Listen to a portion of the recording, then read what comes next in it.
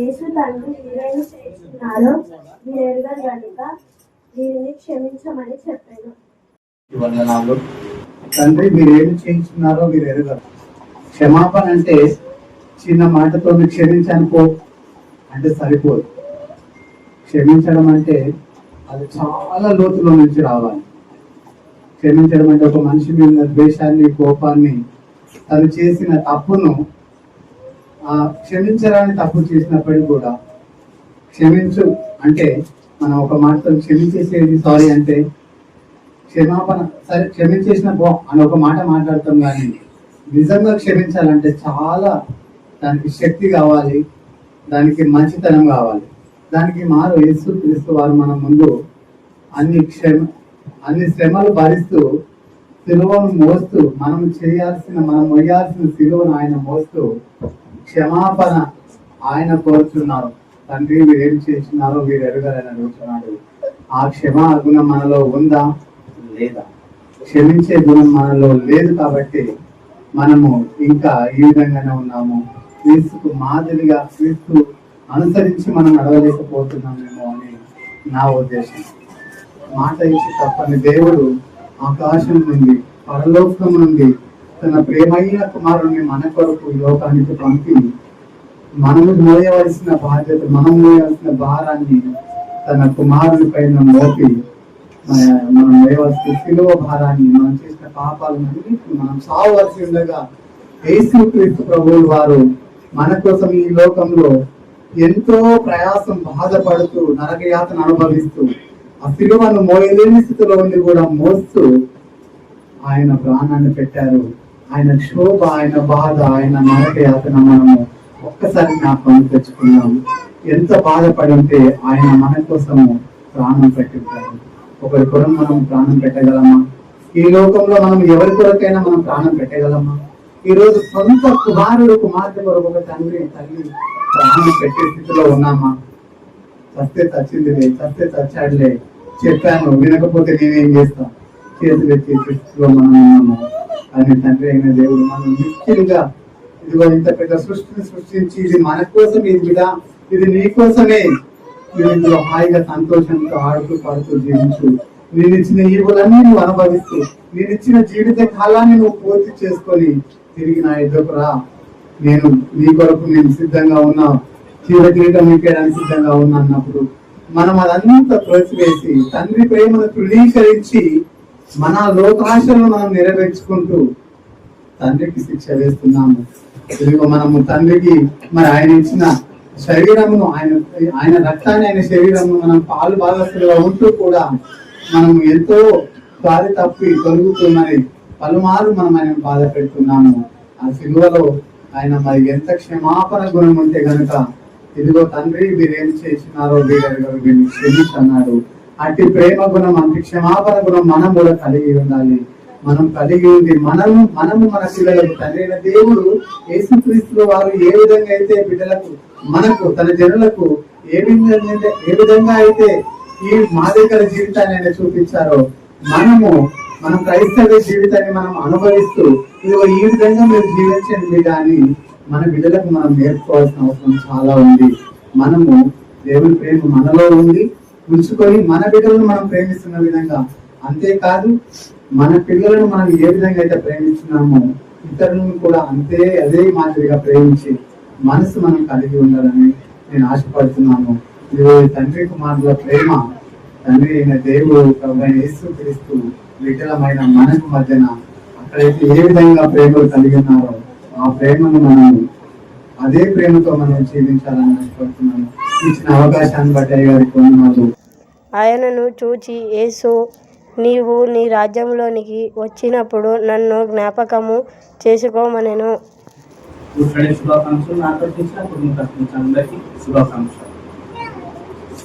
ఇవాళ రెండో మాట చదువుకోబోతున్నాం. ఏసీఆర్ సినిమాలో కలిసిన రెండో మాటను సోదరుడు కార్తీక్ వెళ్ళినట్టు లూకాసు వార్త మూల వాక్యం గారు లూకాసు వార్తలో 3 అధ్యాయం 42, 43 వచనాన్ని మరొకసారి ధ్యానించుకున్నాం. ఆయనను చూసి యేసు, నీవు ఈ రాజ్యంలోకి వచ్చినప్పుడు నన్ను జ్ఞాపకం చేసుకోమని ఆయన వారితో, నీవు కూడా నాతో కూడా పరదేశంలో ఉందో అని నిశ్చయంగా నీకు చెప్పుచున్నాను. నేను ఒక ప్రవచనం ముందుగానే ప్రవక్త ఏషియా ప్రవచించారు. ఒకసారి చూసుకుందాం తొందరగా చదవండి. ఏషియా గ్రంథము 53వ అధ్యాయము 12వ వచనం.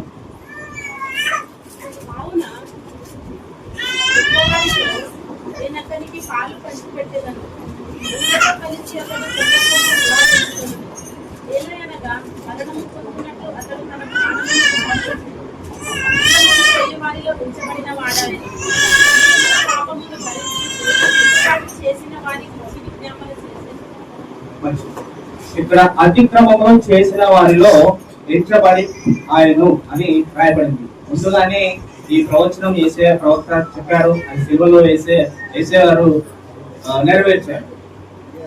అసలు ఇక్కడ ఒక ప్రశ్న నాకు, అతిక్రమము చేయవారంటే ఎవరు? ఒకసారి లూకా సువార్త 23వ అధ్యాయము 33వ వచనం చూసుకుందాం. లూకా సువార్త 23:33.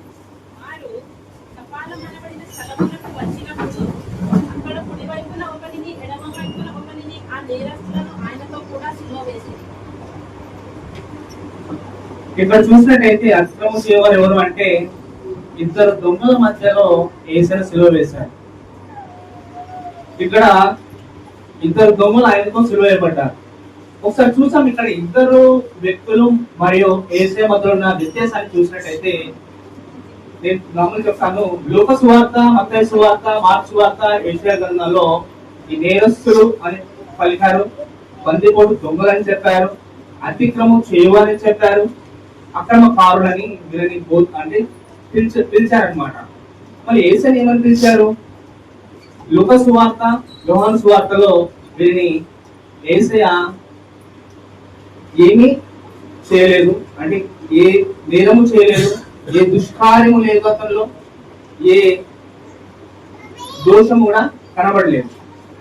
మంచిది. ఇక్కడ ఒకసారి మీరు లూకా సువార్త 23వ అధ్యాయం, అదే లూకా సువార్త 23వ అధ్యాయం 39వ వచనం ఒకసారి చదవండి. వేయబడిన ఆ నేరస్తులలో ఒకడు ఆయనను దూషించుచు, నీవు క్రీస్తువు కదా, నిన్ను నీవు రక్షించుకొనుము, మమ్మును కూడా రక్షించుమని చెప్పాను. ఒకడు ఇక్కడ చూసినట్టయితే వేలాడబడిన ఆ నేరస్తులో ఒకడు. ఇక్కడ ఈ వచనంలో యేసయ్యను నేరస్తులో ఒకడు దూషించినట్టు చూస్తున్నాం. ఇక్కడ నా ప్రశ్న ఏంటంటే యేసయ్యను నిందించింది ఇద్దరా, ఒకరా? ఒకసారి అదే లూకా సువార్త 40వ వచనం చూడండి. అయితే వానిని గద్దించి, నీవు అదే శిక్ష విధిలో ఉన్నావు గనుక దేవునికి భయపడవా? మనకైతే ఇది న్యాయమే, మనకు చేసిన వాటికై తగిన ఫలము పొందుచున్నాము, కానీ ఈయన ఏ తప్పిదమును చేయలేదు చెప్పింది. యాక్చువల్లీ ఇక్కడ రెండో వాడు అంటే ఇద్దరు ఉన్నారు. ఇక్కడ మనం చూసినట్టయితే మత్తయి సువార్త 27:40 వచనంలో అక్కడ ఏం రాయబడిందంటే ఇద్దరు దొంగలు దూషించారు యేసయ్యను. ఆ ఇద్దరు దొంగలో ఒక దొంగ మనసు మార్చుకున్నాడు సిలువలోని. మనసు ఎలా మార్చుకున్నాడు అంటే మొదటి మాట ఏదైతే ప్రార్థించారో యేసు ప్రభు సిలువలో, తన తండ్రి ఏం చేస్తున్నారో ఎరుగరు కనుక క్షమించమని అన్నాడు. ఆ మాట విన్నంత ప్రకారము ఆ రెండో దొంగ మారుమనసు పొందాడు. అందుకే రెండో వాడు గద్దిస్తున్నాడు ఎవరిని? ఇంకొక వ్యక్తిని, అక్కడున్న వీరాడబడిన దొంగను గద్దిస్తున్నాడు. ఏమని అంటే నార్మల్ గా నీవు అదే శిక్ష విధిలో ఉన్నావు కనుక దేవునికి భయపడవా అని అంటున్నాడు. నార్మల్ గద్దించడం అంటే ఎవరు గద్దిస్తారు? సాధారణంగా ఎవరైతే తప్పులు చేసిన వారు, తెలుసుకున్న వారు చేసిన వారిని గద్దిస్తారు సాధారణంగా. అందుకే ఇంకో మాటలు అంటున్నాడు కదా, నువ్వు భయపడవా అని అంటున్నాడు. ఆ మొదటి మాటలో ఆ రెండో మాటలో అదే అంటున్నాడు, భయపడవా అని అంటున్నాడు. ఎవరిని భయపడవా అంటున్నాడు? మొదటి వాడిని అంటున్నాడు. ఎందుకంటే అక్కడ అతనికి మరణ భయం ఉన్నప్పటికీ అతను దైవ భయం వచ్చింది, మారుమనసు పొందాడు. అందువలన మారుమనసు పొందిన వలన అక్కడ దేవుడికి భయపడ్డాడు. అతను ఎంతో సమీపంలో రక్షణతో ఎంతో సమీపంలో ఉన్నట్టు చూస్తున్నాం. అదేవిధంగా కింద 42వ వచనం 43వ వచనం చూసినట్టయితే అక్కడ పరదైసు అని కూడా ఉంది. పరదైసు అంటే ఏంటిది? పరదైసు పరలోకం, ఇవి దేవునికి సంబంధించినవి. దేవుడు, ఆయన దూతలు, పరిశుద్ధులు నివసించే స్థలం. అక్కడ రెండవ దొంగ పరిశుద్ధపరచబడ్డాడు, పవిత్రపరచబడ్డాడు, దేవునితో కూడా తీసుకోవడానికి వెళ్ళాడు, దేవునితో పాటు వెళ్ళాడు. అందుకే మనం కూడా పరిశుద్ధంగా పశ్చాత్తాప మనసుతో, మారు మనసుతో మనం దేవుని ధ్యానించాలి. ఇక్కడ రెండో దొంగ అలాగే అదే రోజు మరణించాడు, అదే రోజు పరదేశకు వెళ్ళాడు. ఇక్కడ నేను ఒకటే చెప్పాలనుకుంటాను, మనం అందరం కూడా దొంగలమే. ఎందుకంటే సంవత్సరాల తరబడి ఆలయానికి వస్తాం, గంటల తరబడి మేము వాక్యం వింటాం, కానీ మనము మనసు మార్చుకోం. కఠినమైన హృదయాలే. ఎప్పుడైనా మనసు మార్చుకున్నామా? ప్రశ్నించుకుంటూ. ఎందుకంటే చివరి ఒక్క వచనం చెప్తున్నాను, సమయం లేదు, ఎప్పుడు ఏమవుతుందో తెలియదు. మారు మనసు పొందాం. ఎందుకంటే మన జీవితం చాలా చిన్న జీవితం. ఎందుకంటే ఏదైతే దొంగ ఆ క్షణం ఉపయోగించుకున్నాడు, ఆ చివరి క్షణం ఉపయోగించుకున్నాడు. అందుకే ఒకసారి చదవండి 2 కొరింథీయులు 6:2.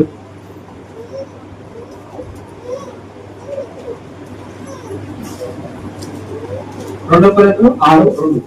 అనుకూల సమయమందు నీ మొరను ఆలకించితిని, రక్షణ దినమందు నిన్ను ఆదుకొంటిని అని ఆయన చెప్పుచున్నాడు కదా. ఇదిగో ఇప్పుడే మిక్కిలి అనుకూలమైన సమయము, ఇదిగో ఇదే రక్షణ దినం. ఇదే రక్షణ దినం, ఇదే విశేషమైన, ఇదే మంచి సమయం. ఓకే, అందరూ సిద్ధపాటు పడండి, దేవుని ఆలయంకండి, మారుమనసు పొందండి, క్షమించండి, ఏదైనా తప్పుదప్పులు ఉంటే క్షమించండి, మారుమనసు పొందండి.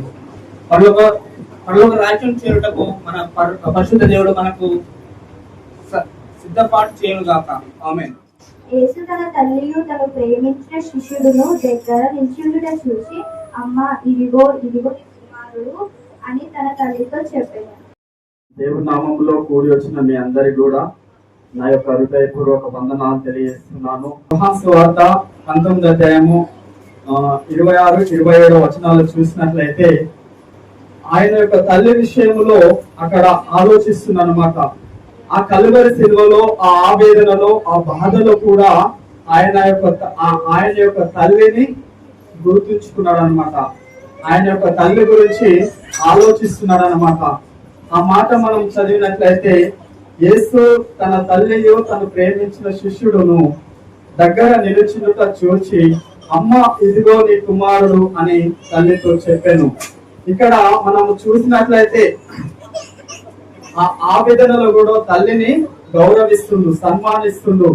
అమ్మ అని ఒక ఆదరణ, ప్రేమను అక్కడ యేసుక్రీస్తు వారు ఆమెకు ప్రబోధిస్తున్నాడు, గౌరవిస్తున్నాడు. అమ్మ ఇదిగో నీ కుమారుడు అని ఆ యొక్క శిష్యువుకు ఆమెను అప్పచెప్పినట్లుగా మనము చూస్తున్నాము. తర్వాత శిష్యుని చూసి ఇదిగో నీ తల్లి అని చెప్పాను. ఆ గడియ నుండి ఆ శిష్యుడు ఆమెను తన ఇంట చేర్చుకునేను. ఇది అక్కడ మనం ముగ్గురిని చూస్తున్నాం. యేసుక్రీస్తును చూస్తున్నాము, అదే విధంగా యోహాను చూస్తున్నాము, అదే విధంగా తల్లి అయిన మరియను కూడా మన ముగ్గురు వ్యక్తుల గురించి ఇక్కడ చూస్తున్నాం. ఈ 3వ మాటలో బాధ్యత యేసుక్రీస్తు వారు ఆ కలువరి శిలువలో కూడా ఒక బాధ్యత వహిస్తున్నాడు అనమాట. అక్కడ బాధ్యత వహించి ఆ యొక్క తల్లిని ఆ శిష్యునికి అప్పచెప్తున్నాడు అనమాట. ఇక్కడ తల్లి గురించి బాధ్యత వహిస్తున్నాడు. అదే విధంగా మరి తండ్రి యొక్క ఉద్దేశంను కూడా నెరవేర్చుతున్నాడు. తండ్రి ఈ లోకానికి పంపించినప్పుడు ఆ యొక్క పనులను నిర్వర్తించడానికి కూడా ఆ యొక్క బాధ్యతను కూడా మనం చూస్తున్నాం అన్నమాట. ఆయన తల్లి విషయంలో అంతగా ఆలోచించడానికి ఒక మనం సంఘటనను చూసినట్లయితే ఆయన ఎందుకు అంతగానో ఆలోచిస్తున్నాడు? మరి వాళ్ళ అన్నదమ్ములు కూడా ఉన్నారు కదా, వారి సిస్టర్స్ కూడా ఉన్నారు కదా, మరి వాళ్ళు కూడా చూసుకోవచ్చు కదా, ఎందుకు ఈమెను యేసు ప్రభే ఆ శిష్యునికి అప్పచెప్పవలసి వచ్చింది అని చూసినట్లయితే ఆయన యొక్క తల్లి ఆయన యొక్క అన్నదమ్ములు అక్క చెల్లెళ్ళు వాళ్ళందరూ కూడా ఈయనను తిరస్కరించారు. ఈ తల్లి అయితే కుమారుని వెంబడే తల్లి, ఎందుకంటే దైవికములో ఆమెకు ప్రత్యక్షమైన కుమారుని కనడానికి కొన్ని ప్రత్యక్షతలు ముందు చూసింది కాబట్టి కుమారుని విడవక కుమారుని ఎదుటనే నడవడం, కుమారుని అయితే ఉండడము, ఆ విధంగా ఉండడం జరిగింది అనమాట. అందుకే వాళ్ళు యేసు ప్రభు అక్కడ దేవాలయాల్లోకి వెళ్ళిన యాజకులను పరిచయులను వాళ్ళందరి గురించి దేవుడు అక్కడ వెళ్ళినప్పుడు వాళ్ళందరికీ ఖండించినప్పుడు వాళ్ళందరూ కూడా ఏమైపోయారు? యేసుక్రీస్తుకు వ్యతిరేకం అయిపోయి ఎక్కడ వెళ్ళినా వ్యతిరేకం ఉండడం వల్ల ఇదిగో మీ బ్రదర్ ఈ విధంగా చేస్తుందంటే వాళ్ళందరూ కూడా తిరస్కరించడం జరిగింది అనమాట. ఆయన 33.5 సంవత్సరాలు ఈ లోకంలో ఉన్నప్పుడు అనేక పరిస్థితులను చూశాడు. ఆ తల్లి యొక్క పరిస్థితి చూసినప్పుడు ఆ తల్లిదండ్రుల యొక్క బాధ, ఆ తల్లిదండ్రుల యొక్క కష్టం అనేది ఏ విధంగా ఉంటది అనేటటువంటి పరిస్థితి యేసుక్రీస్తులో వారు చూశారు. కాబట్టి ఈ రోజు కూడా ఆ కలువరి సిలువలో కూడా అక్కడ ఎంతో భయంకరమైన కలువరిలో కూడా ఆయన యొక్క తల్లిని గుర్తుంచుకొని అక్కడ ఆయన ప్రియమైన శిష్యునికి ఈ తల్లి యొక్క బాధ్యతను అప్పగించాడు. సో ఈ వాక్యం ద్వారా మనం తెలుసుకోవాల్సింది ఏంటంటే, ఈరోజు ఈ లోకంలో చూసినట్లయితే, సమాజంలో చూసినట్లయితే ఎంతో మంది కొడుకులు బిడ్డలు వారి యొక్క తల్లిదండ్రులను చూడడం లేదు. తల్లిదండ్రులను ప్రేమించాలి, సన్మానించాలి, గౌరవించాలి. వారి యొక్క వృద్ధాప్యంలో మనము వారిని చక్కగా చూసుకున్నట్లయితే మనకు బైబిల్ ద్వారా ఏమేమి మనకు దేవుడు ఇస్తాడో ఒకసారి చూసుకుందాం. నీ దేవుడైన యెహోవా నీకు అనుగ్రహించే దేశంలో నీకు దీర్ఘాయుష్మంతుడు అగినట్లు నీ తండ్రిని నీ తల్లిని సన్మానింపుము. ఎఫెసీయులకు రాసిన పత్రిక 6వ అధ్యాయం 1 నుంచి చూసినట్లయితే, పిల్లలారా ప్రభువునందు మీ తల్లిదండ్రులకు విధేయులై ఉండండి, ఇది ధర్మమే. విధంగా మనకు ఆశీర్వాదం కూడా ఉంది. ఆశీర్వాదము కూడా ఉంది, మళ్ళీ దానికి చూడలేకపోతే దానికి దేవుడు ఒక శిక్ష కూడా ఇస్తున్నాడు. సామెతలు 20:20లో చూసినట్లయితే, తన తండ్రినైనను తల్లినైనను దూషించు వాని దీపము కారు చీకటిలో ఆరిపోవును. తల్లిదండ్రులను మనం గౌరవిద్దాం, వాళ్ళను చూసుకుందాం. మంచి నడవడికతో వాళ్ళ ద్వారా వాళ్ళని చూసినప్పుడు మనకు దేవుడు ఇచ్చే మేలులను మనము దీర్ఘాయుష్మంతులం కావడానికి, అనేక విధాలుగా మనం అభివృద్ధి చెందడానికి దేవుడు మన పట్ల ఆయన గొప్ప కార్యాలను నెరవేర్చాలని కోరుకుంటూ ఈ చిన్న వాక్యం ముగిస్తున్నాను. యేసు ఏలి ఏలి లామా సబక్తనీ అని బిగ్గరగా కేకవేశాడు. ఈ చక్కటి అవకాశాలు నాకు ఇచ్చినందుకు అయ్యగారికి వందనాలు. యేసుక్రీస్తు సిలువలో పలికిన 7 మాటల్లో నేను 4వ మాట మీతో పంచుకోవాలని ఆశపడుతూ ఉన్నాను. మత్తయి సువార్త 27వ అధ్యాయము 45వ వచనం నుంచి చదువుకుందాం. మధ్యాహ్నం మొదలుకొని 3 గంటల వరకు ఆ దేశమంతటను చీకటి కమ్మెను. ఇదే మాట మార్కు సువార్త 15వ అధ్యాయం 33వ వచనంలో కూడా ఉంది. మధ్యాహ్నం మొదలుకొని 3 గంటల వరకు ఆ దేశమంతా చీకటి అయింది. కొన్ని వేల సంవత్సరాలకు ముందు ప్రవక్తలు ప్రవచించినప్పటికీ ఆనాడు ఉన్న ప్రజలు సరిగ్గా అర్థం చేసుకోలేకపోయారు. ఈ చీకటి కమ్మింది ప్రాఫెసీ ఉందా అంటే ఎస్ ఉంది. ఆమోసు గ్రంథము 8వ అధ్యాయము 9వ వచనం, ప్రభు అయిన యెహోవా సెలవిచ్చినది ఏమనగా, ఆ దినమున నేను మధ్యాహ్న కాలమందు సూర్యుని అస్తమింపచేసేదను, పగటి వేళను భూమిని చీకటి కమ్మి చేసేదను. అదే మధ్యాహ్న కాలమందు చీకటి ఏంటి? పగలు వెలుతురు వెండ ఉండవలసిన సమయంలో చీకటి ఉంది ఏంటి అని కూడా అక్కడున్న ప్రజలు ఆలోచించలేకపోతున్నారు. వాళ్ళు అంత భయంకరమైన స్థితిలో వాళ్ళు ఉన్నారు. ఆయన యందు కొందరు భయభక్తులు నిలిపారు, కొందరు భయభక్తులు నిలపలేరు. కొందరు అర్థం చేసుకున్నారు, కొందరు అర్థం చేసుకోలేదు. అలాంటి స్థితిలో మాట్లాడుతున్నారు. ఏలి ఏలి లామా సబక్తా అని బిగ్గరిగా కేకవేసెను, గట్టిగా స్వరముతో. ఆ స్వరముతో ఎందుకు కేకవేశారు అంటే అక్కడున్న ప్రజలకు వినిపియాలని వేశారు. అది కూడా ఒక ప్రవచన నెరవేర్పు. దానికి ఆ మాటకు నా దేవా నా దేవా నన్నెందుకు చెయ్యి విడిచితివి అని అర్థము. అప్పుడు ఆ నిలిచి ఉన్న వారిలో కొందరు ఆ మాట విని ఇతడు ఏలియాను పిలుచుచున్నాడని ఏమనుకున్నారంట, ఏలి ఏలి లామా సబక్తా అని యేసుక్రీస్తు వారు తన తండ్రితో మాట్లాడుతుంటే వాళ్ళు ఏలియాని పిలుస్తున్నారని అక్కడ ఉన్న ప్రజలు అనుకున్నారంట. ఏలియా వచ్చి దింపవచ్చునేమో, ఏలియా వచ్చి కాపాడనేమో అని వాళ్ళు అనుకుంటూ ఉన్నారు. అంత పూర్వత్వంగా వాళ్ళ ప్రజలు ఉన్నారు. అట్లాంటి సమయంలో మాట్లాడుతున్నారు, నా దేవా నా దేవా నా చెయ్యి ఎందుకు విడిచితివి, నేను ఏ తప్పు చేయలేను కదా, నేను ఎందుకు ఇన్ని బాధలు భరిస్తూ ఉన్నాను, ఇన్ని అవమానాలు ఎందుకు భరిస్తున్నాను నా దేవా అని తండ్రిని అడుగుచున్నాడు. వేదనతో మాట్లాడుతుంటే యేసుక్రీస్తు అన్నిటితో అడుగుతున్నాడు, నా దేవ నా చెయ్యి ఎందుకు విడిచితివి, పవిత్రుడనైనా నిర్దోషుడనైనా నిశలంకాసుడనైనా యథార్థవంతుడనైనా ఏ పాపము చేయని ఈ భూమి మీద మొట్టమొదటి వ్యక్తిని నేనే కదా తండ్రి, నన్ను ఎందుకు నా చెయ్యి విడిచితున్నావు అని తన తండ్రిని అడుగుతున్నాడు. కీర్తనల గ్రంథము 22వ అధ్యాయము 1వ వచనం నుంచి చదువుకుందాం. నా దేవా నీవు నన్నెలా విడిచితివి, నన్ను రక్షింపక నా ఆర్తధ్వని వినక నీవేళ దూరంగా ఉన్నావు. తన కుమారుడు అంత వేదనతో బాధపడుతుంటే పరలోకంలో ఉండి తండ్రి ఎలా ఓర్చుకుంటున్నాడు, ఎలా చూస్తున్నాడు, ఎలా తట్టుకోగలుగుతున్నాడు. కానీ తన కుమారుని అంత ధైర్యంగా పరలోకం అన్న తండ్రికి ఉంచుతున్నాడు. అప్పుడు తండ్రి ఏం సమాధానం చెప్తాడంటే, యోహాను గ్రంథము 3వ అధ్యాయము 16వ వచనం నుంచి చదువుకుందాం. దేవుడు లోకముని ఎంతో ప్రేమించెను, లోకం అంటే నువ్వు నేను మనందరం, లోకంని ఎంతో ప్రేమించాడు, చాలా ఎక్కువగా ప్రేమించాడు. మనల్ని ప్రేమించి తన కుమారుని చెయ్యి ఎందుకు వదిలేశాడంటే, తన కుమారుడు పరిశుద్ధుడు, పరలోకానికి వారసుడు కనుక తన కుమారుని చెయ్యి వదిలేసి మన చెయ్యి పట్టుకున్నాడు. ఆ పరిశుద్ధుడు బలియాగం ద్వారా మనందరి కొరకు పాపాలు క్షమాపణ కలగాలని, మీరు ఎప్పటి వరకు మేకల రక్తమందు గొర్రెల రక్తమందు క్షమాపణ కలుగుతుందని మీరు అనుకుంటున్నారు? కాదు, శుద్ధీకరి జరగదు. నా కుమారుడు అయిన క్రీస్తు రక్తం ద్వారా పోయడం ద్వారానే మీకు విశ్వాసం ఉంచడం ద్వారానే విడుదల పొందుతారు. జగత్తు పునాది వేయక ముందునే ఈ నిర్ణయం చేయబడింది.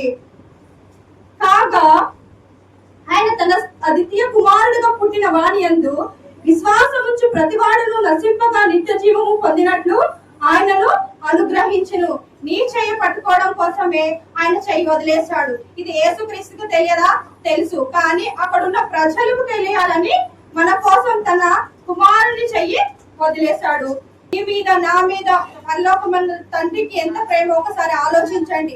నిన్ను రక్షించాలి, నన్ను రక్షించాలని ఒకే ఒక సంకల్పంతో నీ పాప దోషాన్ని నా పాప దోషాన్ని గొర్రెల మీద మోపేవారు, మేకల తల మీద మోపేవారు. ఇది ఒక ఇశ్రాయేలు దేశంలో కాదు, ప్రపంచమంతా ఇది ఉండేది. ఇది పూర్వకాలం నుంచి అమల్లో ఉంది.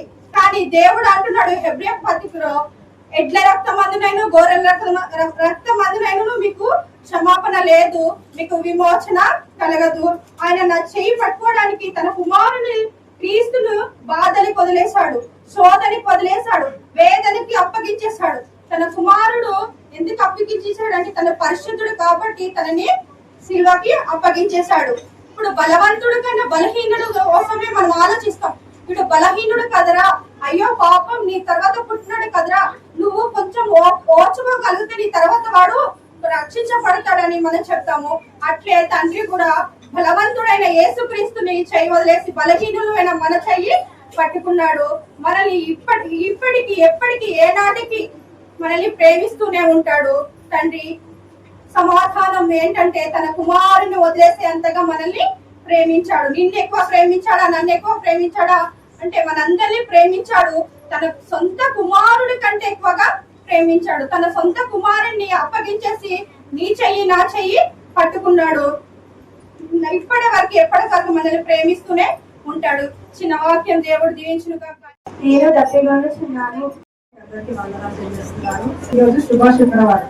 మనం అందరము ఈరోజు సంతోషించిన విషయము దుఃఖపడాల్సిన విషయం కూడా, కానీ సంతోషం లేదు. ఎందుకంటే మన కొరకు మన పాపాల కొరకు ఆయన రక్తాన్ని స్వీకరించి మనల్ని కొనుక్కున్నాడు. మన ఈసారి ప్రభు ఏం చెప్పాడంటే, నేను తప్పికొనుచున్నాను, లేఖనం నెరవేరినట్టు తప్పికొనుచున్నాను అంటే ఇంతకు ముందే లేఖనంలో వివరించబడి ఉన్నది. అదేమనగా కీర్తనలు 69:20 చదవండి. వారు చేతులు నాకు ఆహారముగా పెట్టింది, నాకు దప్పి అయినప్పుడు చిరకను త్రాగనిచ్చిరి. ఇది ఎలా అంటే కీర్తనలు ఇంకా క్రీస్తు ఇంకా ఇంతక మునిపే 1000 సంవత్సరాల కిందటే ఈ వాగ్దానము నెరవేరాలని లేఖనంలో రాసి ఉన్నారు. ఆ ప్రకారం యేసుక్రీస్తు ఈ వాగ్దానం మనకు చేసి ఉన్నారు. దేవునికి అంతవరకు ఎంతో శ్రమలు, ఉదయం మొదలుకొని ఉదయం 9 గంటల నుంచి 3 గంటల వరకు ఎంతో శారీరక శ్రమను అనుభవించారు. ఎంతో రక్తాన్ని కాచిన దేవుడు ఆ సమయంలో ఆయనకి శారీరక శ్రమను బట్టి దాహం వేసి ఉంటాడు. కానీ ఎంతో మంది దాహాన్ని తీర్చిన దేవుడు, అందరి ఆకలి దప్పికలు తీర్చిన దేవుడు ఈ రోజు ఏం చేస్తున్నాడు? ఆత్మల కొరకే ఆయన దప్పికొని ఉన్నాడని విశ్వసించాడు. అదే విధముగా హాగారు దాహాన్ని తీర్చిన దేవుడు, మనం అబ్రహాము భార్య అయిన హాగారు గురించి విన్నాం కదా. ఆయన కుమారుడు అరణ్యములో నీళ్లు లేక చావుగతుల మధ్యలో ఉన్నాడు. ఆమె ఆ బాధను చూడలేక దూరంగా వెళ్ళి పొదల్లో కొడుకును పాడేసి దూరంగా కూర్చొని ఆమె ఏడుస్తుగా కుమారుడు బ్రతకాడు, ఈ కుమారుని బ్రతికించలేను, ఈ కుమారుడు గురించి నేను ప్రాణాన్ని వదిలేస్తాడేమో ఆ కుమారుని బాధపడుతున్నప్పుడు దేవుడు ఆ దాహాన్ని తీర్చాడు. ఆది కాండం 21:17-19 వచ్చాడు. దేవుడు ఆ చిన్నవాని మొరను వినెను. అప్పుడు దేవుని దూత ఆకాశము నుండి హాగారును పిలిచి, హాగారు నీకేమి వచ్చినది, భయపడకము, ఆ చిన్నవాడున్న చోట దేవుడు వాని స్వరము విని ఉన్నాడు. నీవు లేచి ఆ చిన్నవాణి లేవనెత్తి నీ చేత పట్టుకొనుము, వానిని గొప్ప ఘనముగా చేసేదనని ఆమెతో అనెను. దేవుడు వాగ్దానం చేశాడు. ఆ కుమారుని మొదలు విన్నాడు దేవుడు. ఆ కుమారుడు నీరు లేక అనుమతిస్తున్నప్పుడు దేవుడు ఆ మొదలు విని ఆమెకు భయపడవద్దు, నీవు నీ కుమారుని నేను అనేక జనులకు గొప్పగా చేశాడని వాగ్దానం చేసిన దేవుడు. అలాగే సంఖ్యాకాలంలో మోషే ద్వారా వాళ్ళని అరణ్యం నడిపిస్తున్నప్పుడు వాళ్ళకి నీళ్ళు లేక మోషే మీద ఇశ్రాయేలు అందరూ కొనుక్కుంటూ ఉన్నారు. వాళ్ళకి ఆహారం లేదు, నీళ్ళు లేదు. అయితే అప్పుడు నీళ్ళు లేక కొనుక్కుంటున్నప్పుడు దేవుడు మోషే ద్వారా అద్భుత కార్యాలు చేశాడనమాట. సంఖ్యాకాలం 20:11 చూస్తాం మనం. అది తన చెయ్యి ఎత్తి 2 మార్లు తన కర్రతో ఆ బండను కొట్టగా నీళ్లు సమృద్ధిగా ప్రవహించింది. సమాజమును పశువులను త్రాగేది. అప్పుడు ఏం చేశాడు? అందరు దగ్గర దాదాపు 20 లక్షల మంది వరకు కూడా ఉన్నారని అందరూ కూడా దాహంతో ఉన్నప్పుడు మోషే ద్వారా అద్భుత కార్యం చేశాడు దేవుడు. ఈ చెయ్యైతే బండ మీద కొట్టండి. బండ అంటే ఎవరు? యేసుక్రీస్తు. ఆ బండ మీద కొట్టినప్పుడు జలము ప్రవాహముగా ప్రవహించి అందరూ పశువులకి మనుషులకు అందరికి సరిపోయే దాహాన్ని తీర్చాడు యేసయ్య. అలాగే సమరయ స్త్రీ గురించి మనము చూసాము, చదివాము కూడా. మన సమరయ స్త్రీ కూడా దాహాన్ని తీర్చిన దేవుడు ఆమెకు ఏమి ఇచ్చాడు? జీవజలపు ఊటను ఇచ్చాడు. యోహాను సువార్త 4:14. నేను ఇచ్చు నీళ్లు త్రాగు వాడు ఎప్పుడూ దప్పికొనడు, నేను వానికి ఇచ్చే నీళ్లు నిత్య జీవములకై వానిలో ఊరడి నీటి ముక్కగా ఉండదని ఆమెతో చెప్పాను. యువత చెప్పాడు మాట, సమరయ స్త్రీతో చెప్పాడు. ఆమె నీళ్ళు వాళ్ళ దగ్గరకు వచ్చినప్పుడు యేసయ్య మధ్యాహ్న కాలంలో ఆమె దగ్గరకు వచ్చి ఆమెను అడిగాడు, అమ్మ నాకు దాహానికి నీళ్ళు ఇస్తామని అడిగినప్పుడు ఆమె ఏం చెప్పింది? ఆమె నేను ఇవ్వాలి, నువ్వు యూదులకు నేను ఇస్తాను రాదు, నేను ఇవ్వలేను నీకు నీళ్ళు అని చెప్పినప్పుడు నేను ఇచ్చే జీవజలం ఇస్తే నీకు దప్పివ్వవు అని దేవుడు వాగ్దానం చేసి ఆ రాజులో వాగ్దానం చేసి జీవజలకు ఊట ఆమెకి ఇచ్చాడని మనం విన్నా ఉన్నాం. అలాగే నా యందు విశ్వాసం నుంచి వాడు ఎప్పుడు దప్పికొండని యోహాను సువార్త 6:30 మనము చూస్తున్నాము. దేవుని యందు విశ్వాసం వచ్చి మనము జీవజలం ఇచ్చే నీటిని మనకు ఆయన అనుగ్రహిస్తూ ఉన్నాడు. దేవుడు ఆ శిలువలో అనేక శ్రమలు పొంది ఉన్నాడు. ఆయన మన పాపాల గురించి రక్తాన్ని కాల్చిన దేవుడు, మన గురించి ఆత్మల పట్ల ఆత్మీయ దాహం కలిగి ఉన్నాడు. మనము దేవుని పట్ల మనం చేయవలసింది ఏంటంటే మన భారంలోకి దేవుడు మోసేవాడై ఉన్నాడు. మన భారంలో చింత మొత్తము మనం దేవుని పైన వేయాలి.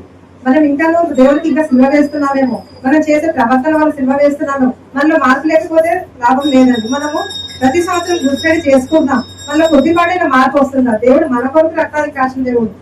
సిల్వలో అంత ప్రాణత్యాగం చేసిన మన కొరకు ప్రాణం పెట్టే వాళ్ళు ఎవరు లేరు. అంత త్యాగం మన యేసుక్రీస్తు మన గురించి చేశాడు. మన దేవుని యొక్క ప్రార్థన అనేది విశ్వాసం వల్ల మనం ఆయన బిడ్డలుగా ఉంటారు, మన పవిత్రులుగా ఉంటారు. మనం దేవుని యొక్క ప్రార్థించాలి. ప్రతి ఒక్కరు దేవుని యొక్క సన్నిధికి వచ్చినట్టు మనము దేవునికి సహాయం చేయాలి, దేవుని అడగాలి. ఏంటంటే ప్రవచనాలు నెరవేర్చడానికి దేవుడు సిలువలో వచనం కలిపి మనము విందామన్నమాట. దేవుడు మన కొరకు తన రక్తాన్ని కాల్చిన దేవుడు. ఎవరైనా కానీ ప్రాణం పెట్టేదో ప్రేమను ఎవరైనా చూపించలేరండి ఈ లోకంలో. దేవుడు అంతటి గొప్ప దేవుడు. ఎంత బాధ అనుభవించుంటాడు. అక్కడ నుంచి యెరూషలేము నుంచి తనకి గోల్గొతా వెళ్ళే వరకు కూడా రక్తము మడుగులాగా కారింది ఆయనకి. చిరకలు వాటర్ ఇవ్వడానికి కూడా ఎవరు ఇష్టపడట్లేదండి. అటువంటి మరి ఇప్పుడు కూడా మనం ఇంకా సిల్వ చేస్తున్నామేమో. మన క్రియల వల్ల మనం పశ్చాత్తాపం కలగాలి. మనం దేవుని విశ్వాసం ఉంచాలి. దేవుని ప్రణాళికలో మనము నడవాలి. దేవుడిని శారీరక శ్రమలు ఎందుకు అనుభవించాడు? మన కొరించే కదా, మన పాపల కొరికే రక్తాన్ని కాల్చిన దేవుడు. అందరి బట్టి మనం ఆయనకు కృతజ్ఞతలు చెల్లించాలి. దేవుడు ఈ వాక్యాన్ని దీవించింది కనుక యేసు ఆ చిరాక పుచ్చుకొని సమాప్తమైనదని చెప్పి తల వంచి ఆత్మను అప్పగించెను. మీ అందరికీ శుభాకాంక్షలు చేస్తాను. ప్రియమైన దేవుని జనమ, నా తరఫున నా కుటుంబం తరఫున మీ అందరికీ గుడ్ ఫ్రైడే శుభాకాంక్షలు తెలియజేస్తాను. దేవుడు ఆదిలో ప్రారంభంలో దేవుని ప్రణాళికలో మరణం అనేది లేదు, నిత్యం జీవించడం మాత్రమే ఉండింది.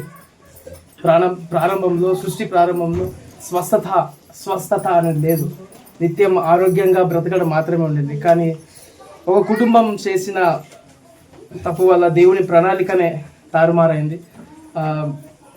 దేవుడు ఎంతగానో ఇష్టపడి ఒక కుటుంబాన్ని కట్టాడు, నిర్మించాడు, సృష్టించాడు. ఆ కుటుంబం ఏదేని తోటలో ఉంచాడు. ఆ కుటుంబం తప్పు చేసింది, పాపం చేసింది. ఏదేని తోటలో పాపం ప్రవేశించిన తర్వాత దేవుడు ఆ కుటుంబం నుంచి దూరంగా వెళ్ళిపోయాడు. దేవుడు ఆ కుటుంబం నుంచి దూరంగా ఎందుకు వెళ్ళిపోయాడంటే, దేవుడు పరిశుద్ధుడు, అతి పరిశుద్ధుడు కాబట్టి పాపాన్ని సహించడు. కాబట్టి దేవుడు ఆ కుటుంబం నుంచి దూరంగా వెళ్ళిపోయాడు. పాపాన్ని సహించాడు కానీ పాపిని ప్రేమిస్తాడు.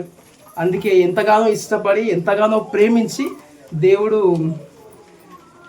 తను తాను నలగొట్టుకోవడానికి, ఆ పాపపు బంధకాల నుంచి విడిపించడానికి, సంఖ్యల నుంచి విడిపించడానికి, స్వతంత్రులుగా చేయడానికి, నిత్య జీవం ఇవ్వడానికి, నిత్యంగా ఆరోగ్యము సమృద్ధి ఇవ్వడానికి ఈ లోకానికి వచ్చి పాపమంతా అతని మీద వేసుకొని పాపిగా మారి, రిక్తునిగా మారి, చూడడానికి అసహ్యంగా మారి, ఆ శిలువ మీద 2 చేతులకు మేకులు, కాళ్ళకు మేకులు, పక్కన బల్లెపు పోటు, తలకు కిరీటం, ఈ పంత కొరడ దెబ్బలతో శిలువకు వ్రేలాడుతూ రక్తం కారుస్తూ యేసుక్రీస్తు ప్రభువారు 7 మాటలు మాట్లాడారు. ఆ 7 మాటలు 6వ మాట ఫినిష్ అయింది, సమాప్తం అయిపోయింది.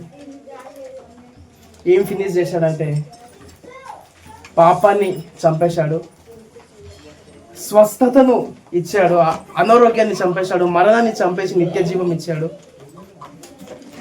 కొరతను చంపేసి సమృద్ధిని ఇచ్చాడు దేవుడు యేసుక్రీస్తు ప్రభువారు. ప్రియమైన దేవుని జనమ, మరణించి మూడవ నాడు తిరిగి లేచి పునరుద్ధానుడై కొన్ని రోజులు ఈ లోకంలో ఉండి ఆహ్లాదం అయిపోయాడు. సో తర్వాత కొన్ని రోజులు, కొన్ని నెలలో, కొన్ని సంవత్సరాల తర్వాత అపొస్తలుడైన పౌలు గారు కొరింథీ సంఘానికి రాస్తూ ఇలా అంటారు. చాలా మంచి మాట ఇది.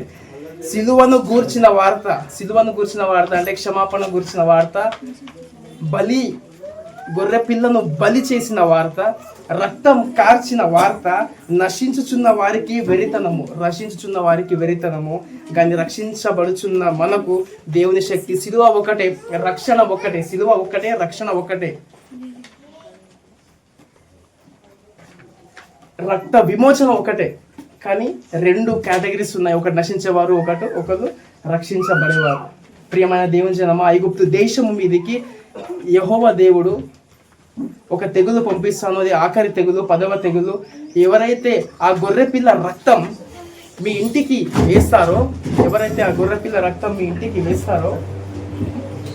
గొర్రెపిల్ల రక్తం కానీ, మేక రక్తం కానీ, మగపిల్ల రక్తం కానీ మీ ఇంటికి వేస్తారో, ఆ ఇంటికి సంహారక దూతం పంపించను, మీ ఇంట్లో చావు ఉండదు అని యెహోవా దేవుడు చెప్తాడు. అలాగే ఆ దేశంలో ఉన్న వాళ్ళు విని, ఎవరైతే రక్షించబడాలనుకుంటున్నారో వాళ్ళు విని రక్తము పూస్తారు. ఇంకొక కండిషన్ ఉంటుంది, ఎవరైతే ఆ ఇంట్లోకి వెళ్తారో, రక్తము పూసిన ఇంట్లోకి వెళ్తారో, the should not come out from till morning. పొద్దున వరకు, అంటే ఆ మరణం అయ్యే వరకు ఎవరు కూడా బయటికి రాకూడదు. సో ఒక మంచి మాట నాకు నచ్చుతుంది. ఐగుప్తు దేశంలో సంహారక దూత వస్తాడు, అందరినీ ఏ ఇంటికైతే రక్తం ఉండదో ఆ ఇంట్లో ప్రవేశించి ఫస్ట్ బార్న్ని చంపేస్తాడు. తర్వాత నాకు నచ్చిన మాట ఏంటంటే, దాంట్లో అనేకులైన అన్యజనుల సమూహము వారితో కూడా బయలుదేరను. మనమందరం అన్యులం. ప్రియమైన దేవుని జనమా, ఇశ్రాయేలీయులకు మాత్రమే రక్షణ కలగలేదు. ఆ రోజు ఐగుప్తు నుండి, ఈజిప్టియన్స్ నుండి ఇజ్రాయలైట్స్ కి మాత్రమే రక్షణ కలగలేదు. అక్కడ ఇంగ్లీష్ లో ఒక మాట ఉంటుంది, all mixed communities came out from the Egypt and they got freedom అని ఉంటుంది. వాళ్ళకి స్వతంత్రం వచ్చింది. ఇశ్రాయేలుకు మాత్రమే స్వతంత్రం రాలేదు, అన్య జనులకు ఎవరెవరైతే ఆ ఇంటికి రక్తం వేసుకున్నారో ప్రతి ఇంటికి ఆయన ఐగుప్తుల మీదకి సంహారక దూత పంపిస్తాను లేదు, ఐగుప్తు దేశం మీదకి సంహారక దూత పంపిస్తున్నారు దేవుడు. ప్రియమైన దేవుజనమా, అలాగే మన కుటుంబాలు కూడా రక్షించబడాలంటే మనం ఆ యేసు రక్తాన్ని గుర్తించి యేసులోనే ఉండాలి. మనకు పునరుత్థానం వచ్చే వరకు, మనం తిరిగి లేచే వరకు యేసులోనే ఉండాలి. ఈ మాటను దీవించి దేవుడు దీవించి ఆశీర్వదించుగాక. ఆమేన్. అప్పుడు యేసు గొప్ప శబ్దంతో కేక వేసి, తండ్రి, నీ చేతికి నా ఆత్మను అప్పగించుకొనిచున్నానన్నాడు. ఆయన ఇలాగ చెప్పి ప్రాణము నామములో మీ అందరికీ శుభములు తెలియజేస్తున్నాను. ఇప్పటి వరకు మనము 6 మాటలు యేసుక్రీస్తు శిలువపై పలికిన 6 మాటలు విని, చివరి మాటగా యేసుక్రీస్తు చివరి మాటగా దేవుడు ఆ కలువరి శిలువపై పలికిన పరిశుద్ధాత్మ నా ద్వారా మాట్లాడబోతున్నాను ఆశిస్తున్నాను. శిలువపై యేసుక్రీస్తు 6వ మాటగా సమాప్తమైనది అని చెప్పి దేవుడు తన ప్రాణాన్ని విడిచిపెట్టవచ్చు. కానీ 7వ మాటగా ఇక్కడ మనం చూడగలం పరిపూర్ణత, సంపూర్ణతగా మనం చూడగలం. మనం బైబిల్లో చూసినట్టయితే 7 అనే సంఖ్య చాలా చూడరు. ఉదాహరణగా మనము దేవుడు 6 రోజులు ఈ లోకాన్ని సృష్టించి 7వ రోజున ఆయన విశ్రాంతి తీసుకున్నట్టుగా మనం చూస్తున్నాం. మనం ప్రకటన గ్రంథంలో కూడా 7 ఉగ్రత దినాలు, 7 దీపస్తంభములు, 7 సంఘాలుగా, 7 ముద్రలు, 7 బూరలు మరియు 7 దేవదూతలుగా ఉన్నారని మనం ప్రకటన గ్రంథం ఇలా చాలా 7 అని మనం బైబిల్లో చూడగలం. అలా యేసుక్రీస్తు కూడా ఆయన మాటలు ఎంతో ముఖ్యమైనవి, విలువైన మాటలు ఈ లోకంలో విడిచి వెళ్ళేటప్పుడు ఈ యొక్క 7 మాటలు ఎంతో చాలా ముఖ్యమైనవి. యేసుక్రీస్తు యొక్క 7వ మాటగా మనం లూకా సువార్త 23వ అధ్యాయం 46వ వచనం చూడాలి. తండ్రి, నీ చేతులకు నా ఆత్మను అప్పగించుకొనుచున్నాను. ఇది ఒక సమర్పణగా యేసుక్రీస్తు తన తండ్రికి చెప్పాడు. ఇందులో మనం విశ్వాసం, నమ్మకం, యేసుక్రీస్తు తన తండ్రి ఆయన ఎంత తన కుమారుపై ఉందో ఇందులో మనం చూడొచ్చు. మన జీవితం కూడా దేవునికి సంపూర్ణంగా సమర్పించామా? దేవుని యొక్క ఉద్దేశం, రాజ్యం కొరకు మనం పాటుపడ్డామా? దేవుని కృప, నీతి, పాప క్షమాపణ ఆ శిలువపై మనకి కనిపిస్తుంది. యేసుక్రీస్తు బలి అర్పణ వలననే మనకు జీవం అనుగ్రహింపబడింది. ఇక్కడ ముఖ్యమైన మాట యేసుక్రీస్తు 7వ మాటగా మనం ముఖ్యంగా చూసుకున్నట్టయితే ఆత్మను అప్పగించాడు అని చూస్తాం. ఇక్కడ ఆత్మ అనేది మనము చూసినట్టయితే ఆత్మ అనేది మనలో అది కనిపించని ఒక వ్యక్తిగా మనం ఇది శరీరంలో సంబంధం లేని వ్యక్తిగా ఒక వ్యక్తిత్వాన్ని లేదా భావోద్వేగాలను సూచించే లోపాన్ని మనలో ఉంటుంది. అదే మనలో ఉంటుంది. ఆ ఆత్మను మనం ఎంత పరిశుద్ధంగా ఉంచుకున్నట్టయితే దేవుడు కూడా అలా తన ఆత్మను అప్పగించాడు. మనం బైబిల్లో చూసినట్టయితే యోహాను సువార్త 4వ అధ్యాయం 24వ వచనంలో దేవుడు ఆత్మస్వరూపి, ఆయనను ఆరాధించు వారు ఆత్మతోనూ సత్యముతో ఆరాధించవలను అని ఉంది. అయితే నేను చెప్పినదేమనగా ఆత్మ వలన నడుచుకోండి, అప్పుడు మీరు శరీరాశలను తీర్చుకొనరు అని గలతీ పత్రిక 5:16లో ఉంది. సో ఆత్మ అనేది మనలో ఇంపార్టెంట్. శరీరం ఆత్మ లేనిదే శరీరం లేదు. అంటే మనము ఆది కాండంలో కూడా చూడగలం. దేవుడైన యెహోవా నేల మట్టితో నరుని నిర్మించి వాని నాసికాంధ్రములలో జీవవాయువులు ఊదగా నరుడు జీవాత్మ ఆయను అని ఉంది. ఆత్మ లేకపోతే ఒక శరీరం వ్యర్థం. మనం ఆత్మ ఎలా ఉండాలో కూడా మనము ఆత్మ ఫలాలు కూడా ఉన్నాయి గ్రంథంలో మనకు తెలిసినట్టయితే. ఆత్మ ఫలాలు మనకు తెలుసు. ప్రేమ, సంతోషం, సమాధానం, దీర్ఘశాంతం, దయాళుత్వం, మంచితనం, విశ్వాసం, సాత్వికం, ఆశా నిగ్రహం. ఇటువంటివి ఆత్మ ద్వారా మనము చూసుకోవాలి. దేవుడు తాను మరణించిన తర్వాత తన ఆత్మ దేవునికి అప్పగించాడు. కానీ అంతకు ముందు దేవుని ఆత్మ యేసు మరణించిన తర్వాత ఆయన మృతలోనికి వెళ్ళింది. పాపం మరియు మరణంపై విజయాన్ని ప్రకటించడానికి వెళ్ళాడు. దాని ద్వారా మనం శిలువపై దొంగ పరదైసులో తనతో ఉంటున్నాడన్న తన వాగ్దానాన్ని కూడా నెరవేర్చాడు. ముందుగానే మనం మత్తయి సువార్త 12వ అధ్యాయం 40వ వచనంలో కూడా మనం చూస్తున్నాం. యోనా తిమింగలంగా కడుపులో ఉన్నట్లుగా మనుష్య కుమారుడు 3 పగళ్ళు 3 రాత్రులు భూగర్భంలో ఉండనని యేసు చెప్పారు. మనం 1 పేతురు 3:18 దానిలో కూడా చూసినట్టయితే యేసు ఆత్మలో సజీవుడై వెళ్ళి ఆ కాలంలో చెరలో ఉన్న ఆత్మలకు తన విజయాన్ని ప్రకటించాలని పేతురు రాశాడు. ఇలా ఆయన 3 రోజులు అలా సువార్తను ప్రకటించి 3 రోజుల తర్వాత ఆయన మహిమ శరీరాన్ని పొంది లేచాడు. మనకి 2 దారులు, ఒకటి పరలోకం మరి ఒకటి పాతాళం. పరలోకం పరిశుద్ధుల కోసం, పాతాళం పాపుల కోసం. అక్కడ అగ్ని ఆడదు, పురుగు చావదు. ఇక్కడ మనకి ఒక ఛాన్స్ ఇచ్చాడు దేవుడు, తన కుమారుని ఈ లోకాన్ని పంపి తన శరీరాన్ని అప్పగించాడు. మనం ఆ వీడియోలో చూసుకున్నట్టయితే దెబ్బలు యేసుక్రీస్తు కొడుతుంటే చూస్తుంటే మనకి గూస్బంప్స్ వస్తాయి. ఎలా తన రక్తాన్ని కాల్చాడు, ఎలా మనం పొందాల్సిన ఆ దెబ్బలను ఆయన తిన్నాడు. అది మనకి ఒక ఛాన్స్ అయిపోయింది. రెండవ ఛాన్స్ గా దేవుడు రెండవ రాకడగా ఆయన వచ్చినప్పుడు మనం ఎత్తబడి స్థితిలో ఉన్నామా, మన ఆత్మ పరిశుద్ధంగా ఉందా, ఒకవేళ లేకపోతే ఇప్పుడైనా మనము ఒప్పుకొని మనం మారు మనస్సు పొంది ఈ లోకంలో మన ఆత్మ మనం రక్షింపబడాలి, మనతో ఇంకెన్నో ఆత్మలు రక్షింపబడాలి అనే ఒక ఆలోచనతో ఇప్పటికైనా మనం ఇక గుడ్ ఫ్రైడే నాడు మనం తీర్పు తీర్చుకోవాలి. అలా మన కోసం యేసుక్రీస్తు ఏడ్చాడు, ఆకలి పొందాడు, ద్రోహానికి గురి అయ్యాడు, శోధింపబడ్డాడు. ఈ లోకంలో కష్టాలు దుఃఖాలు ఎన్నో ఎదుర్కొన్నాడు యేసుక్రీస్తు.